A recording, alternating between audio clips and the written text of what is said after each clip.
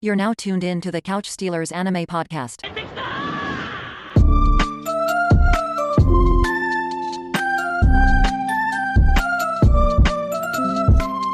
Hey, what's going on, everybody? You already know, and if you didn't, you're gonna find out. It is the Couch Stealers. It's the one and only Meister Mikey J. And it's your boy AU. AU, man, we had to take a week. We had to take a little bit of time. How you living, man?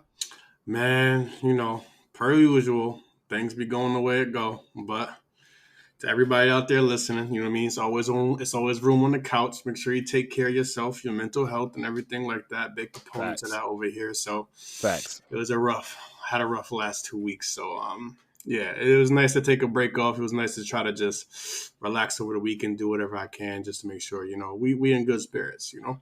Yeah, most definitely. And I completely understand and I agree with that. Because, like, part of it was, like, you know, we love doing this for y'all. We love doing it because we love doing it, but we love doing it for y'all, too. And it's like we really tried to make last week work, and we was going back and forth in between stuff AU going through, stuff I'm going through, work, life, the liberty, the pursuit of happiness, like, all of it. Like, bro, we was just like, yo, man, we ain't going to make this work this week. Like, it is just going to be like that sometimes, y'all. But we appreciate y'all always rocking with us. Always. Mad love. We had mad love. All the love from the anime girl. Shout out to T and shout out to B. Shout out to Stony. Shout out to all of y'all. Like, it was dope. It was dope. But I don't even know where to begin, honestly, because I feel like, you know, we got obviously 2 weeks of stuff, and then we just got. I mean, I got some great stuff to talk about. I'm gonna start off with my sleeper because we didn't really. Listen, I think I know what your sleeper about to be. Yes, bro. Come on. Just come on. What, you want me to say it? Or you want to? It's your sleeper. It's your handyman. Yo. The handyman. This shit is so fucking wholesome, bro. Oh, you talking about wholesome? Hold up. But like, it's like up my alley too, because like, first and foremost, you know, I get my fantasy kind of deal and whatnot, and I typically don't need action if it's like I feel like the fantasy side of there is there. I don't feel like the action in the handyman is that great, that phenomenal, but the wholesomeness I get from it is so good. I love that shit, man. And I love how like they do those little splits between the episodes. Like It's like this is like part 1 and it's part 2 and that's the end of the episode. And each part just feels like its own little chapter. I feel like I'm reading a book or listening to a book when I'm watching it. Yo, and if y'all ain't know, we talking about Handyman Saitō in Another World, which to AU's credit, he put me on because I'm not a big isekai guy. Like I'll dabble a little bit in isekai, but I'm not a big like isekai like person here. And so he was like, I'm not really either, honestly, but this one just hit. This one do hit. Like AU was like, yo, Mikey, man, get on this handyman. And I was like, bro, what? He was like, get on this handyman. Bro, I watched like an episode or two. I didn't because I know you said it like turn up in like episode 3, but I got to like I got through the first episode and I think I started the second one. And the part where I can already pick out off the top of my head, which was like my favorite moments in that first episode, definitely was the wizard forgetting his spells and forgetting who he is. Bro, when he joined that horde of zombies, it was like, oh yeah, y'all right, I'm alive. Bro, they said, he was like, why is he over there? He said, oh, he forgot to regroup with us. Bro. Yo, but like it works because he's just a senile old man. Like it worked. They be violating each other in this show too, low key. But I like, you know what I mean? Too. Like I love it. It's very, and again, from the episodes I've seen, it seems like it's very wholesome is a good word to use, but also like it brings you into that world, but also like you feel like, damn, what if I was a handyman that just in another world, bro? How would I like this man do the most regular basic shit and they like, this man is great. Yo, he's a wizard, Harry. He's a wizard to them, basically. Like, yo, just like it is crazy. And one of the things I will bring up too is, and you mentioned it already, was how they break up the episodes into multiple like adventures in one episode. So it's like almost like little 5-minute, 7-minute quick hitters, so they can drop like 3-4 different storylines, but they all intertwine at the same time. Komi Can't Communicate did that. They did that in a very similar way where it would be like, and I know how you feel about your regular slice of life shit. Although, you know me, I love me some Comey Can't Communicate. That shit is amazing. If you ain't watching Comey Can't Communicate, you got to get on that too. But it's a similar way. Like they dropped no, but for real, they did. They dropped in like mad multiple episodes like inside of one episode, and I do like that. Spy Family did that to a certain extent, but that felt more like, you remember old school Cartoon Network and Nickelodeon where they were just like, you get like first 15 minutes is one episode. Yeah. It was like, you know, like Cow and Chicken or Grim Adventures of Billy and Mandy. Like you get the little splits or whatever. This one feels more along an actual story versus how they did it on Cartoon Network stuff. But this just hit me. This shit feels like a good sitcom. Yeah, it do. Yes. You know what I mean? Bro, but that's how like Comey be feeling. Sitcom. That is how Comey be feeling. I can't lie. That's how Comey feels. Damn. It just hit me as we were just sitting here talking about that. It felt like a good sitcom because I watched I watched the latest episode and I was like, I couldn't put my finger on it because we were talking about it and honestly, I couldn't even have thought about that once we fleshed this out. So yeah, definitely hit that. Handyman. That's my boy. Saitō is that guy. Like, Saitō is that guy. He's like demeanor of like, you know, Saitama, but like, you know, he will get one punched. He does get one punch. I was just about to say, like, he do be a little bit of a liability right now. Like, I hope he finds some magical armor or something because he a little bit of a liability right now. You need to find a blicky. Yo, for real, bro. Be the one to invent the blick. Yo, you need to find a blicky. To another world and invent the blick. Oh shit. Keep watching, you never know what he might find. Yo, I'll be honest though. Like the part that the episode that really did kill me was when they was talking about the dude that had the gargantuan sized dick. I ain't even gonna lie, the bro. king. He's like king. This man shit, bro. And this is how we got this our size for everything. Basically, we measure everything in the size of this man's dick. I was like, bro, what? That shit killed me, bro. Bro, like keeping him up, my man John was legendary, bro. It was legendary, bro. You know how crazy some shit gotta be for an entire society to use that shit as a measuring system? As a measuring. As a measurement, bro. Yo, like instead of like, oh, how many cups is this? How many dicks is this? Like, like imagine that basically. Imagine measuring everything. Oh dicks. My god, yo, it's crazy, bro. Mr. Marcus going there and gonna be like, yeah, you know what? We're gonna get this metric system going get this right metric now. System going. Everything's on Marcus. Honestly. All right, so we took 2 weeks off, so y'all got to get some of these jokes. Y'all got to understand. We took a week off. I got to get some of these jokes. Everything is on Marcus, bro. Yo, I can't, bro. I think that's the name of this pod. Everything on Marcus. Everything's on Marcus. Yo, measurements and Marcus, bro. I can't. Measurements and Marcus. I can't, bro. Y'all. Bro, it ain't even been 5 minutes. It's been 8 minutes. Like, goddamn, 47. Everything's on Marcus. I'll be honest. So, Saitō, Handyman, in another Saitō. Thank you. Handyman in Another World is dope. I'm gonna tell you something that I believe is gonna please you, there, brother. I'm finally getting on Record of Ragnarok, bro. And let's fucking go. I'll be honest with you. I watched the first episode and I want to say, because when you hit me, that's when I stopped the last episode. I think I had like maybe 4 minutes left in that. Here's the thing that they do really fucking well, bro. They make me so hyped for the most unnecessary shit. It's the hype train.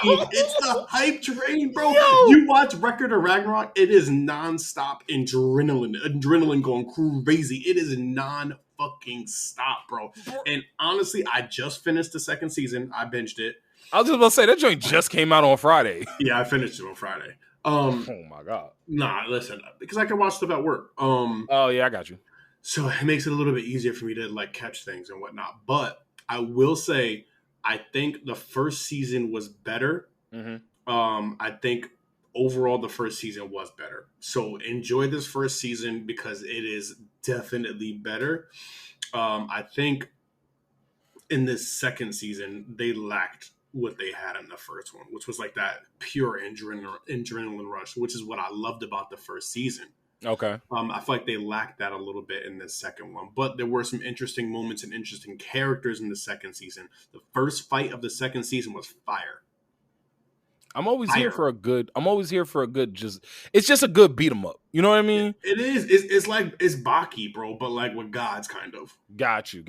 I just, like I said, when Thor reached back to drop the hammer down, and my man Lubu, Majin Buu, Lubu, like he was just chilling, like yo, what's legendary? If you ever played Dynasty Warriors, bro. Oh, I remember y'all used to talk about that. Bro, you don't touch Lubu. Everybody runs away from him. You do not fight him throughout the whole entire game. You can never beat him. It is singularly impossible. He's not even the boss. He's not even the boss like person. You don't even end the game with Lubu. If you can just avoid him the whole game, you do it. That's insane. It's insane. You just can't beat him. Yo, but that's kind of how it looked like here. Like, and again, I'm only, I'm 2 episodes in, so we're gonna see where it's going. But like, watch. I'm telling you, I see why people like this, and I see why I got a second season. Because, bro, at the very least, this John gonna be entertaining. I'm gonna be entertained watching this. You feel me? Like, I'm gonna enjoy it. But okay. So, and I gotta. We gonna hit the new Johns in a second here. But I have to let you know, I have continued my watch of Monster, bro. Oh my! I just, this dude Johan is a menace. He's just a menace. Like I know you're gonna watch it, so I don't want to go too deep into the weeds, and I don't want to give you spoilers because like you're gonna watch it. You need it is. So here's the thing: I'm watching it on a third party site because Netflix, they have it on Netflix, but they only have the sub version, and I want to watch the dub version because that's the one that everybody watched back in the day and everybody hyped. Yeah. And admittedly, dub versions of anime back then were so much better. I was just about to say it's a good dub version, bro. It's a good dub. It's a very good dub version. Like it is. It's like the dude that plays the main character, the doctor, like. Dr. Tenma, like he's good. Like the dude doing the dub is good. Like the story is insane. The story is so insane. But like the villain. Now, I know you've seen images of the villain of Monster, right? No, I haven't. It's actually interesting because as soon as you brought up Monster like a little while ago, I've actually seen a lot of people starting Monster and also like posting stuff. So like I actually blocked a Monster on Twitter because smart man. Because I don't want to ruin this because everything that I saw, people were saying like this shit is low key a masterpiece. So bro, I was just about to say I don't want to have this spoiled at all for me. I am on episode and actually let me look on my phone right now because I think I fell asleep on episode last night. Like I get binging spells in on it. Yeah, I'm on episode 31. So I'm like 10 episodes from where I was the last time we had a session. And so I'm like I said, I'm on like episode 31. There's 75 episodes in this. Bro, I don't know how they're going to get these other 40 episodes and make it work, but I'm excited to see because they've made like this series has the potential to be, and I kid you not, one of the best things I've ever watched. Not just anime watch, just one of the best things I've ever watched. I love that feeling too. That's a great feeling, especially when you get that from anime. Because obviously people who watch anime, if you tuned in or whatever, we know how this game goes, especially growing up. You know what I mean? People considered anime a cartoon. They didn't consider it to have like, actual moments, whether it was emotional, like in a sad or happy, whatever. I'm keeping it very, light here, but and I always try to tell people, you know what I mean? Anime is so much more than it just being animation. If you look past the animation, it can give you a lot of joy, happiness, whatever it may be that you're looking for out of the anime. And I feel like that always gets lost for people who don't watch anime. So it's nice to hear you say, like, just put that into a spectrum of like, this is not just an animated thing. This is literally a piece of work.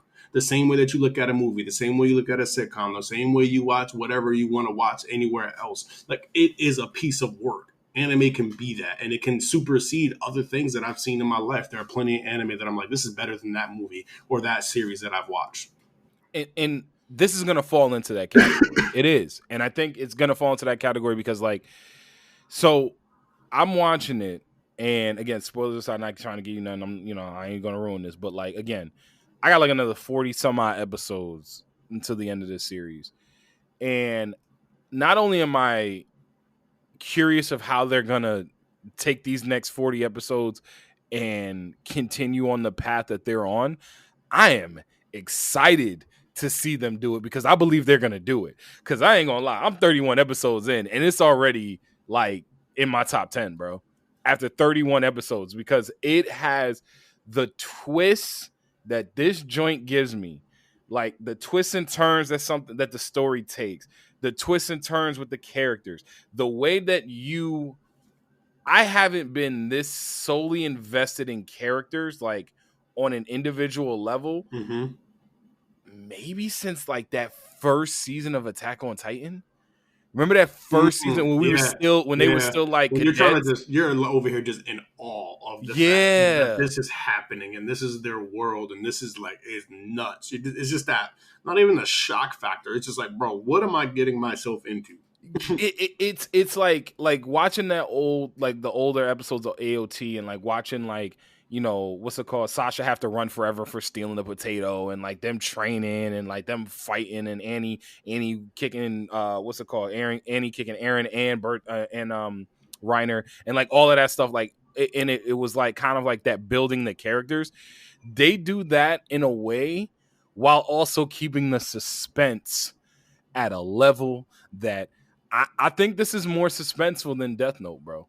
I really truly do. Like I think Death Note's the suspense in Death Note is more tangible because like you know how like you're watching it and like Ryuk is there and like you're trying to figure out what's going on with whose name is in what, who knows who Kira's name is, it's tangible. You're just immersed. You're immersed in this whole entire like allure of the show, which is this mystery and this suspense, and it just what it is you're constantly suspended.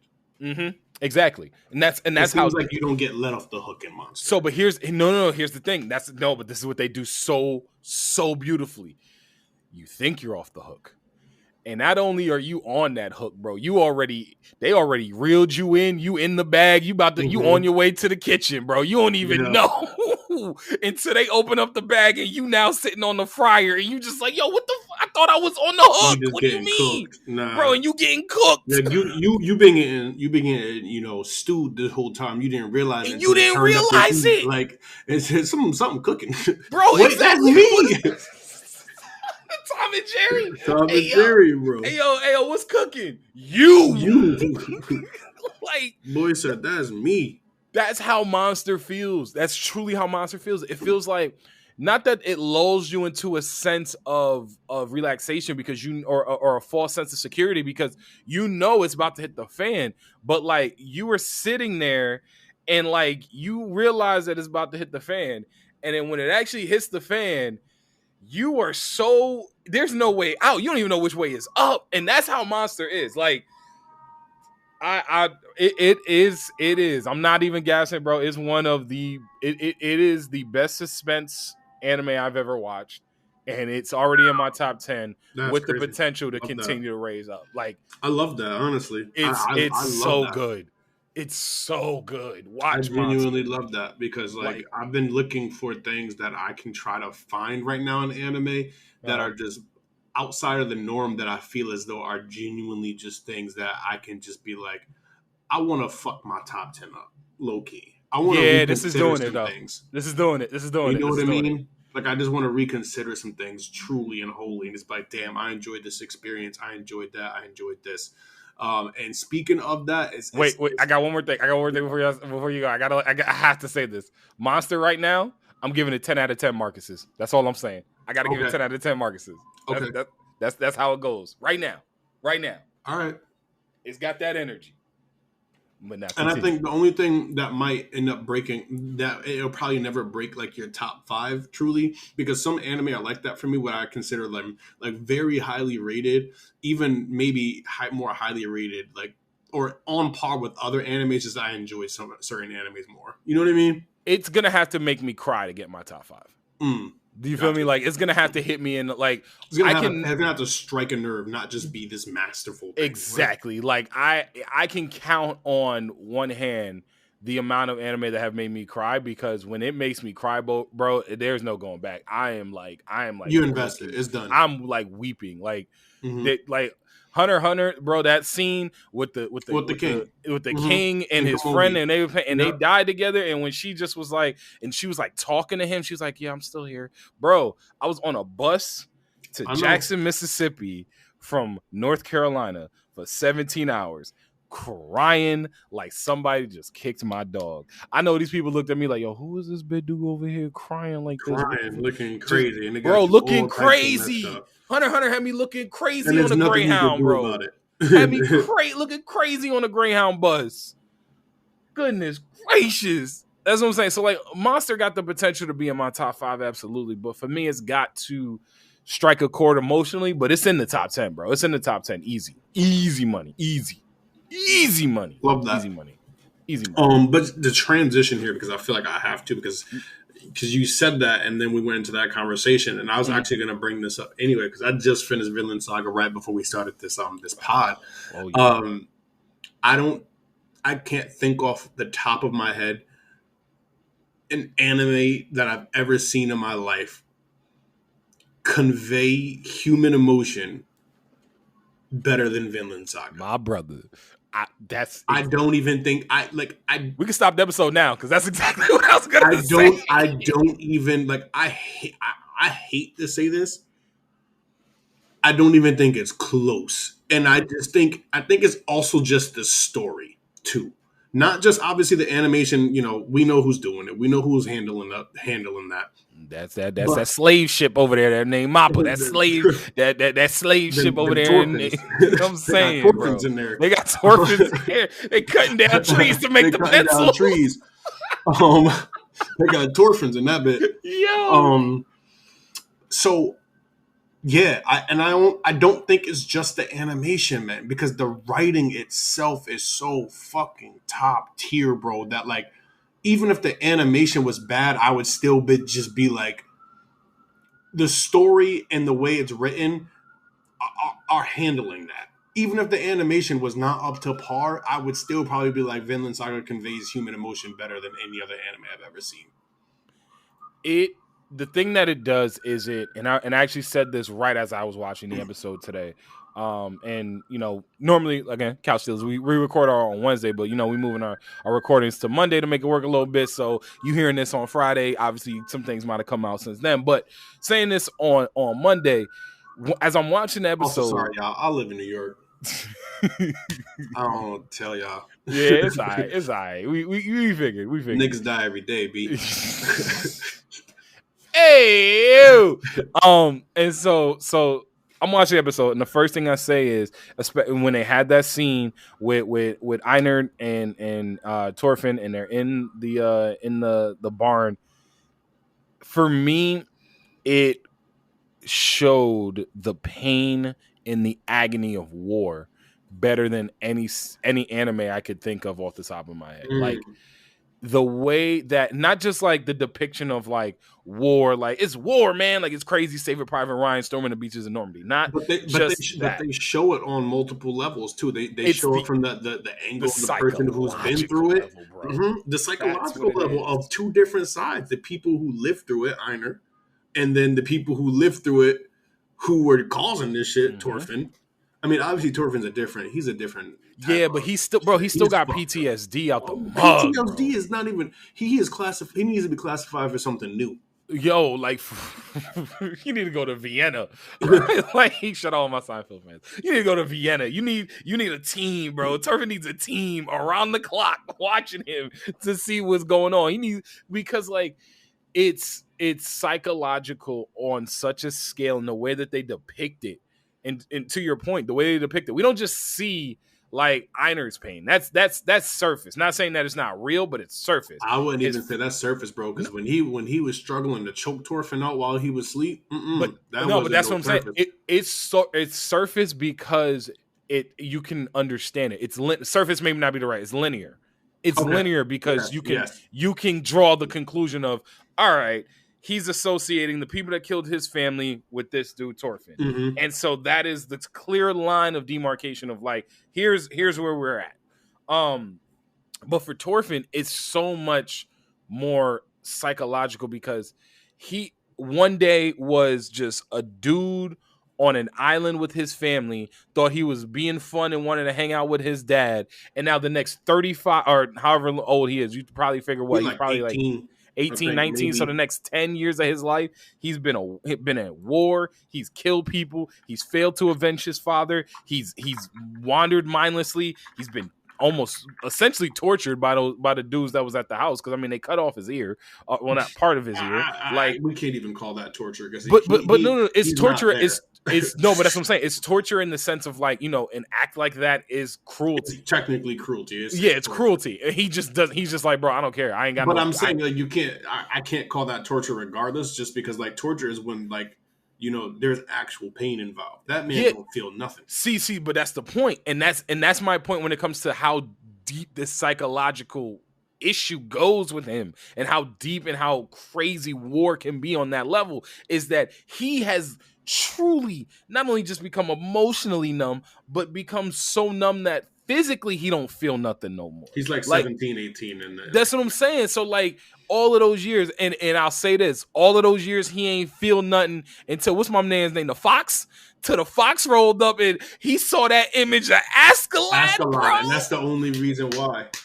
Which is crazy, because like if not everybody could have did that. For whatever reason, not everybody could have did that to him. He just reminded him of Askeladd, and that gave him a reason to fucking live again. Because again, I said this more than a few episodes back. I said this man ain't got nothing to live for. Like everything he did was to get revenge. And then the dude that he needed to get revenge on, he ended up actually loving low key, as a person. Yeah. Gets killed before he can even kill him. So there's the conflict of just like growing so fond of the person you want to murder, and then you can't even get your revenge on this nigga too. That it's too many conflicting emotions for this. Bro, man. that's like a really wild, like almost like Stockholm syndrome kind of thing, like, but it is and it isn't, obviously, because he wants to, huh? I think you still would have did it. Oh no, I definitely think but that's where it's different, because I still think he would have did it. But like, that's what I was gonna say. Like, that's a scene that, and admittedly, I'm sad. Obviously, I'm sad because I loved Askeladd. He was my favorite character in the show. But I'm sad because of like, what would that moment have looked like? Oh my for God. Thorfinn to finally get the revenge on Askeladd. Yeah. But like Askeladd to just like, because Askeladd is the smoothest cat in the room. He gonna like smile at him and be like, yeah, that was a good move. You finally got me type shit. Like he gonna say something that's just gonna cut. That would have just been like cut. And then Thorfinn just gonna be like, wait, like, yeah. Like what would that emotion? I know what you mean. What would that scene have been like? That's a wild fucking thing. I would have never thought about that. Like, or even just what could that scene have been like? And truthfully, they could have never did it, because like the show would have had to have ended last season in the first season.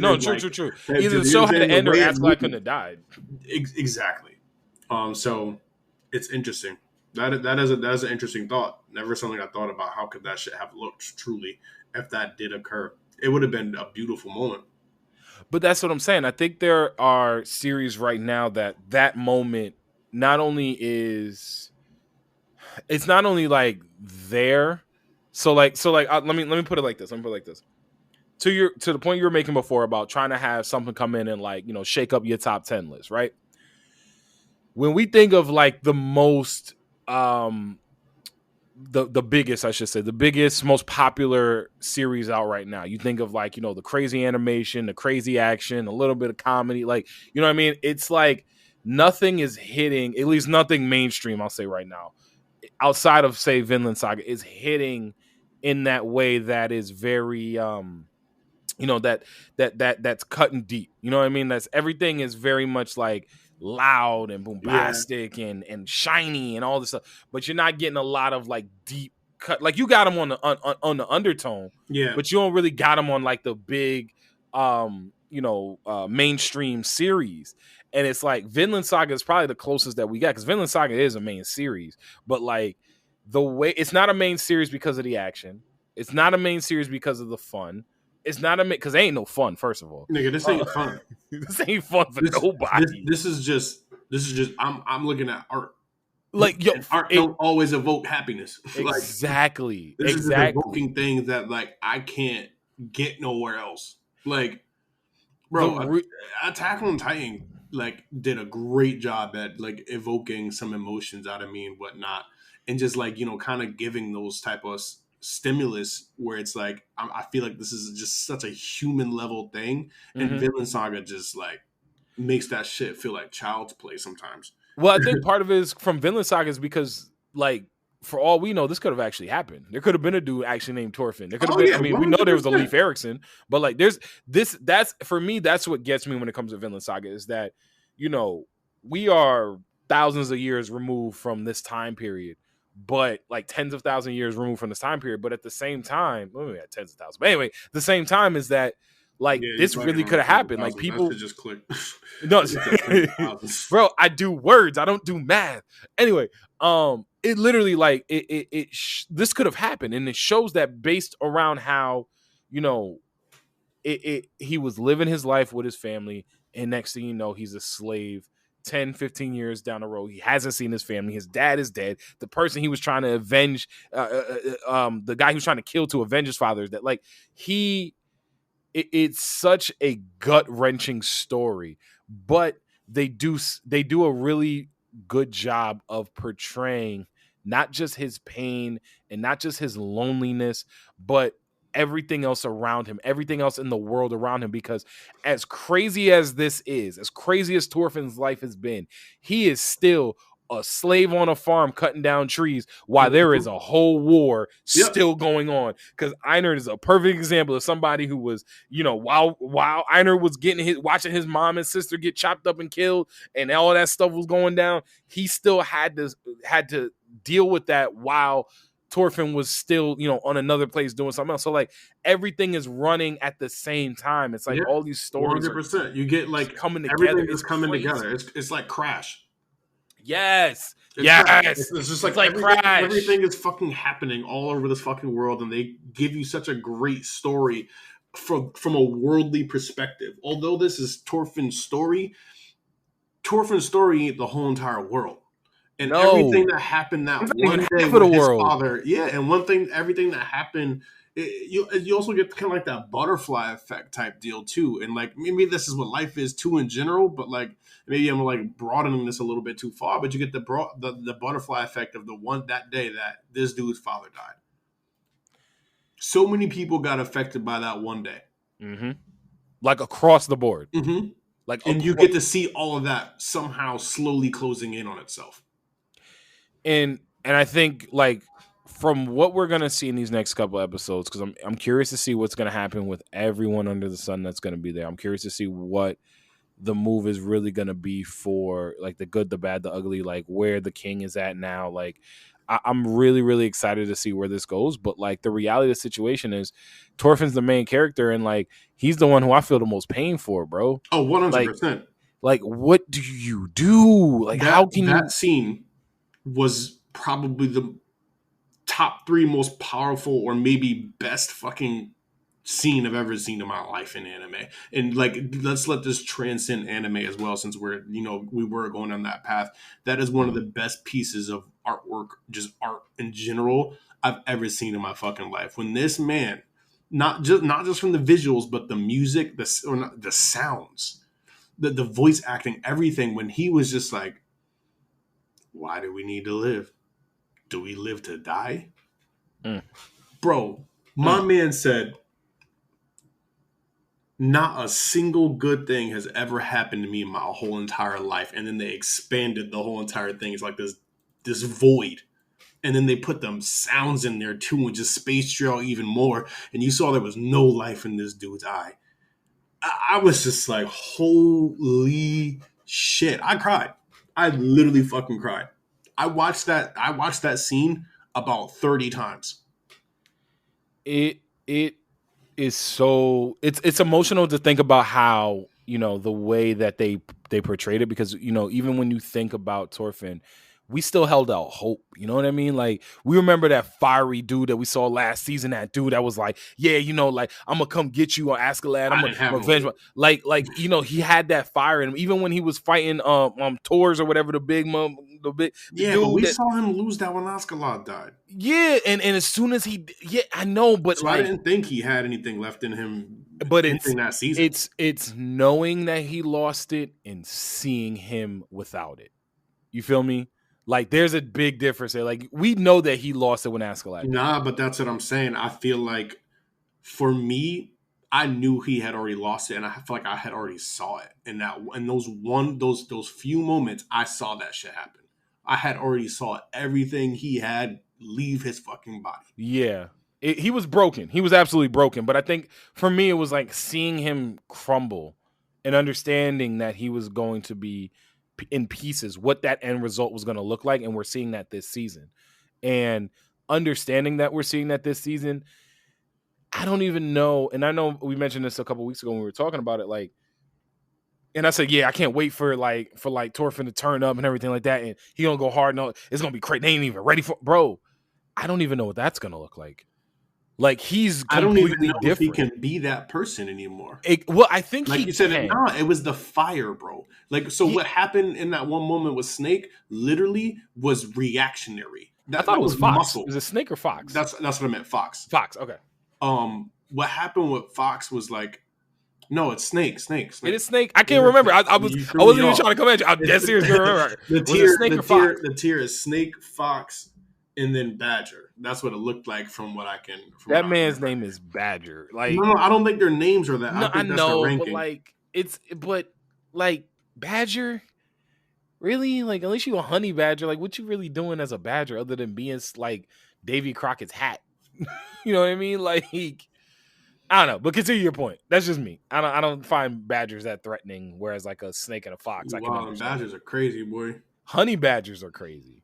Honey badger, nigga. Them shit got big ass, long ass claws. Yeah, they look real good when you turn them into a rug, a pair of socks, a scarf, a hat. Like, I don't know. I feel like you could do badgers ain't as terrifying as, say, maybe not terrifying, but as threatening as a fox, or definitely not a snake.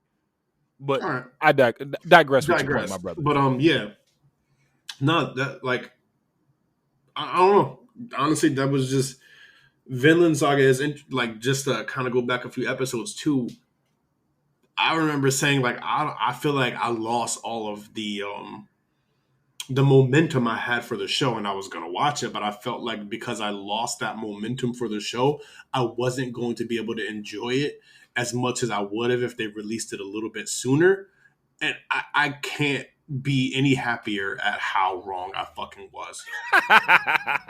Or I'm not even wrong, because I 100% did lose like the momentum for the show a little bit, but it's a wonderful experience to have that shit bring me back. It's a good show. It's a good show. Like, legit, man. I can't be any happier that I got brought back into this fucking experience, even though I have lost my momentum for the show. I think that, and we could definitely move off Vinland Saga after this, but I think it has to be said that we're watching a masterpiece. Like, we're watching, one of those anime that we're going to talk about for years, because. And I even tweeted this out earlier today, where I was just like, yo, it's early, but there's no way in the world you're going to sit here and tell me that there are going to be 3 to 5 anime that come out in 2023 that are going to be better than Vinland Saga this season. Like, I'm sorry, I can't believe that. Like, somewhere, maybe they might not be their number one. And it's still, bro, it's January. Yeah. It's early. So maybe, and this episode going to come out in the first week in February. So, like, hey, look, we still got 11 months to go, and maybe I'm jumping the gun. You can look at Mikey J and say that, but right now, with understanding the masterpiece that this can be, I don't see how you can put 4 other anime ahead of this. I don't get it. I don't understand it either. We're 100% on the same fucking page. This is genuinely just a masterful piece of fucking work, and unless they fuck up, there's just nothing that's gonna touch this. Like, I don't give a damn what happens in Attack on Titans. Like, there's just at this point, Attack on Titan pissing me off because they take it too damn long. Pissing me off. But it's also like man, I can't even sit here and act like, Twitter isn't fucking shit and they Attack on Titan take too long to finish things, bro. But like, it was impossible to dodge some of the spoilers for Attack on Titan, no matter how. I don't know. I've been weaving, dodging. I weaved a lot, them. bro. I weaved a lot, but I definitely got like 2 spoilers at minimum. Like, and it was just disappointing. First and foremost, y'all motherfuckers on Twitter, bro. It don't cost nothing, bro, to put a fucking spoiler on shit. Like, it don't like the little gray out, yeah, bro. Or not even the gray out. You could easily just be like, "Yo, spoiler alert" in caps, and then bring it down a little bit. Like, just don't fuck shit up for people. Y'all ain't shit sometimes. But yeah. Mm-mm. I don't think there's anything that can touch this. I just don't see how it's possible. Something is gonna have to come out and just literally floor us, like, with everything, not just like an artful piece of like whatever, or just an artful show. Like, because Vinland Saga, I feel like it's probably gonna hit that action point, but we don't watch this for action. No, we don't watch it for. I know, but we don't even like low key. I wouldn't even say I watch it for animation. I think I am this season a little bit more, but I watched it for the story and like just the different emotional aspects that can be evoked from this series. Something would have to floor us in a way equally, and I know the equal part could never be story. So you're going to have to give me the best fucking fight I ever seen in anime of all fucking time. And like with the greatest animation to go along with it in order for me like, okay, maybe this is comparable to Vinland Saga this year. Mm-hmm. Because if not, I mean, every other series that's coming in right now with the way that they've done Vinland Saga is already behind the 8 ball. Vinland Saga already got a head start. They already like out the blocks. Y'all got to try and catch up. That's how recency bias don't hit y'all, because I know it'll be hitting a lot of y'all motherfuckers. See this, and that's the thing. And I'm glad you brought up that, because this is not recency bias, because that was before this season even dropped. The first thing that we said 2 things about season 1 of Vinland Saga.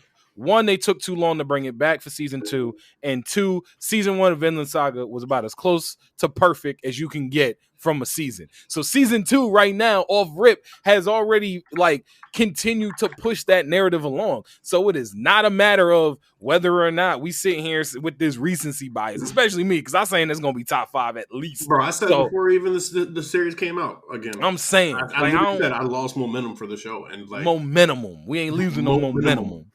But yo, we about to wrap up here. Appreciate y'all rocking with us as always. But yo, AU, we got to let the people know at least the results of last week's hashtag Hot Take Tuesday, just because we didn't do that last week.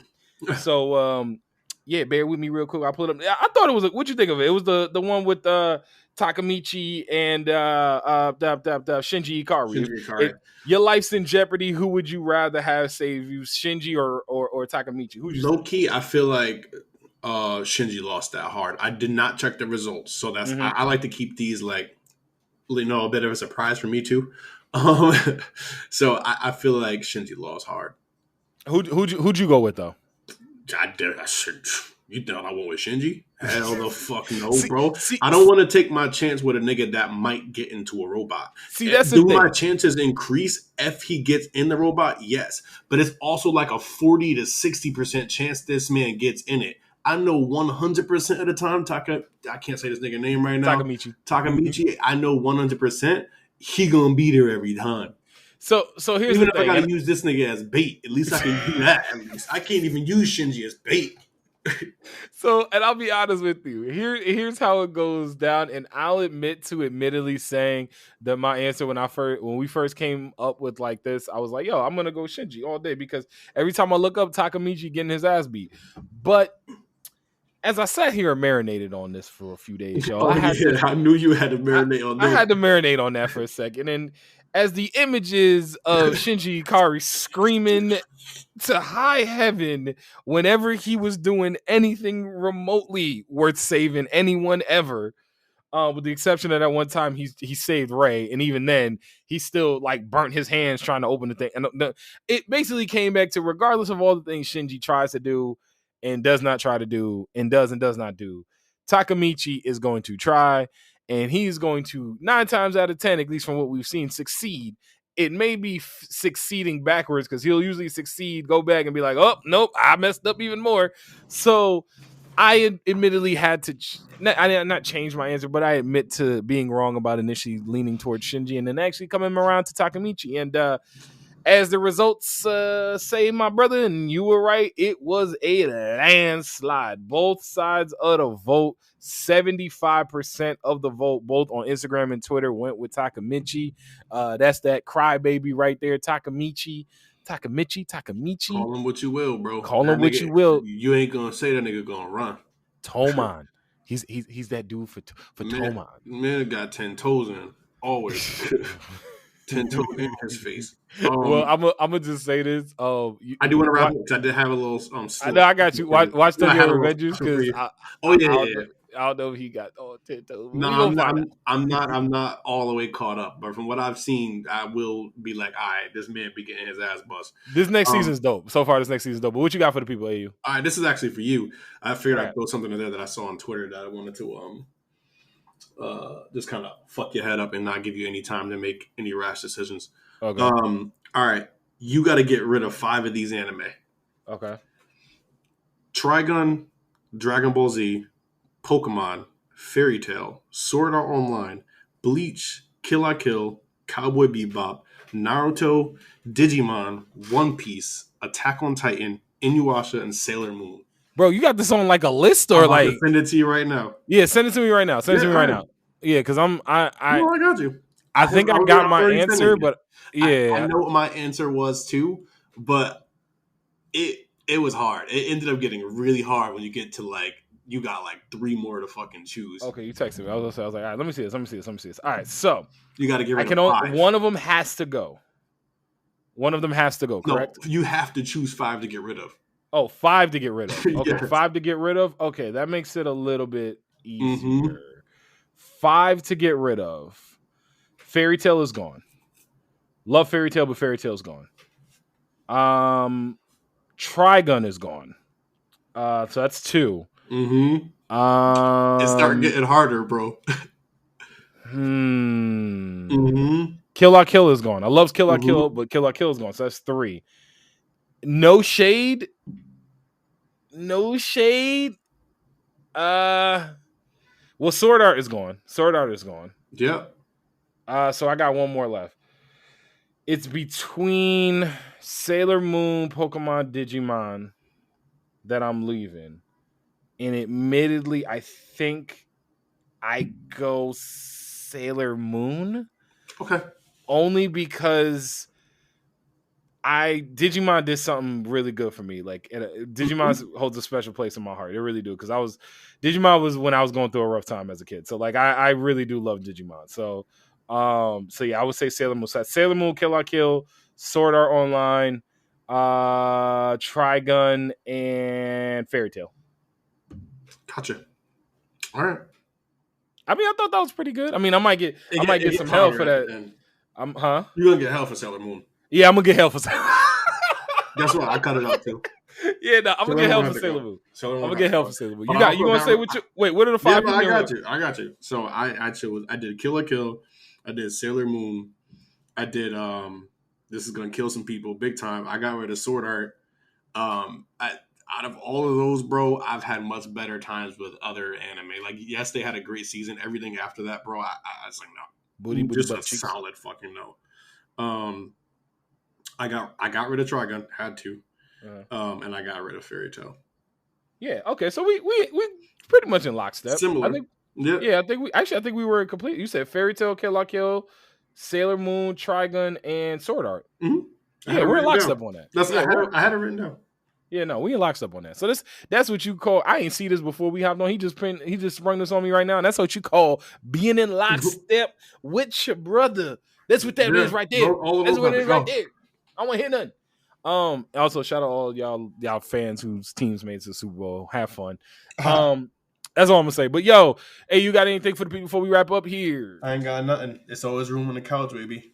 Always room on the couch, and also always room on all our social media. So, like, nice little segue there. Hope y'all like that. So, whenever you get a chance, if y'all ain't following us already, make sure you follow us all on Twitter, on YouTube, on TikTok, on Instagram, all at the Couch Stealers. Hit me and AU up on Twitter individually, Mikey J, AU. We're gonna be out there. Studios, baby. Shout out to the VLG studio. We actually gotta have a conversation right after this. But yo, really looking forward to all the stuff that we're gonna be doing with y'all. Shout out everybody that's showing mad love to us.